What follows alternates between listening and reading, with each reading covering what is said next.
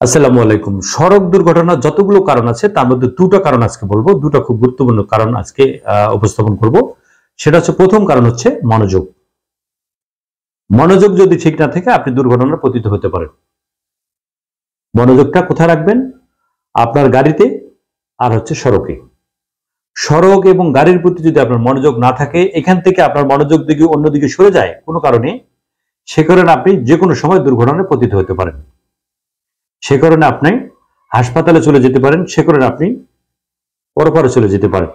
সে কারণে হাসপাতালে এবং পরপরে যাওয়ার আগে এই জিনিসটা খেয়াল রাখবেন, শুধুমাত্র মনোযোগটা একদম গাড়িতে রাখবেন এবং সড়কে রাখবেন, এখান থেকে সরাবেন না। যতক্ষণ গাড়ি চালাবেন আপনার মনোযোগটা এদিকে থাকবে, নাহলে কিন্তু আপনি দুর্ঘটনায় পতিত হতে পারেন।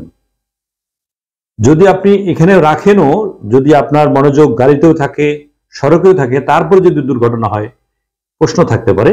এটা আমি ভিডিও শেষে বলতেছি। আর একটা কারণ বলবো, সব কারণগুলো বলবো না, পর্যায়ক্রমে দুটো দুটো করে বলবো। আর একটা কারণ হচ্ছে গতিসীমা। যত গতি তত ক্ষতি।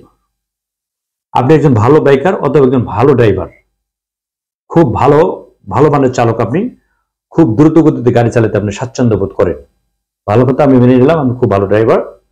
কিন্তু যদি আপনি গতিসীমা নিয়ন্ত্রণ না করেন, কোন গাড়িতে কোন রাস্তায় কতটুকু গতিতে চালানো কথা, সেটা কিন্তু সড়কের পাশে, মহাসড়কের পাশে কিন্তু সাইন দেওয়া থাকে। আমরা এই সাইনগুলো পরোয়া করি না, এই সাইনের কোনো তোয়াক্কা করি না। যে যেমনি পাচ্ছেন চালাচ্ছেন, কোনো সমস্যা নেই, কিন্তু যখন পড়ে যান বিপদে তখন হয় সমস্যা। সে কারণে গতিসীমাটাকে অবশ্যই নিয়ন্ত্রণ রাখতে হবে। কেননা যদি আপনি যেখানে যত গতি থাকার কথা সেখানে যদি আপনি গতিসীমার ঊর্ধ্বে চলে যান, সেক্ষেত্রে আপনি অন্য একটা গাড়ির সাথে লেগে যেতে পারে। কেন বললাম কথাটা? আপনি একজন ভালো ড্রাইভার, অন্য আরেকজন ভালো ড্রাইভার না, সে কারণে ওই গাড়িটার সাথে আপনি লেগে যেতে পারে।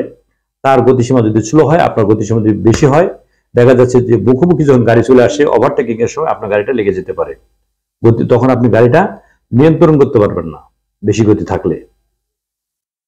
সে কারণে গতিসীমাটা খুব একটা গুরুত্বপূর্ণ ভূমিকা পালন করে।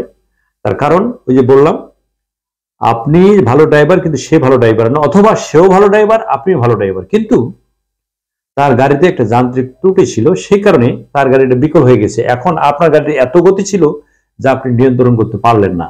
অথচ যদি আপনার মনে করেন 60 গতি থাকতো, তাহলে আপনি নিয়ন্ত্রণ করতে পারতেন। কিন্তু আপনার গতি ছিল 100 বা 90। এই যে 30 গতি বেশি, 40 গতি বেশি ছিল, এই কারণে আপনি নিয়ন্ত্রণ করতে পারবেন না। এই গতিসীমাটা এটা কিন্তু অ্যানালাইজ করে এখানে দেওয়া হয়। সড়কে যারা কাজ করেন, দায়িত্বে থাকেন, অ্যানালাইজ করে এই গতিসীমাগুলো নিয়ন্ত্রণ করে ওখানে দেওয়া থাকে। এই কারণে আবারও বলি, আপনার যদি হাসপাতালে থাকার ইচ্ছা না থাকে, পরপারে চলে যাওয়ার ইচ্ছা না থাকে সাময়িকভাবে, সেক্ষেত্রে আপনাকে অবশ্যই দুইটা জিনিস মানতে হবে আগে। সড়ক দুর্ঘটনার যত কারণ আছে তার মধ্যে দুইটা জিনিস আপনাকে প্রথমত মানতে হবে।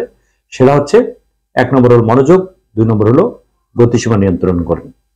এই দুটা যদি আপনি মেনে চলতে পারেন, আপনার অনেকাংশে দুর্ঘটনা কমে যাবে। সড়ক থাকবে নিরাপদ, আপনিও থাকবেন নিরাপদ, আপনার চলাচল, আপনার পথ চলা হবে নিরাপদ, আপনি সুস্থ থাকবেন, আপনার পরিবারের সদস্যগুলো সুস্থ থাকবে। যে যেখানে আছেন ভালো থাকবেন, সুস্থ থাকবেন, নিরাপদে পথ চলবেন। আসসালামু আলাইকুম।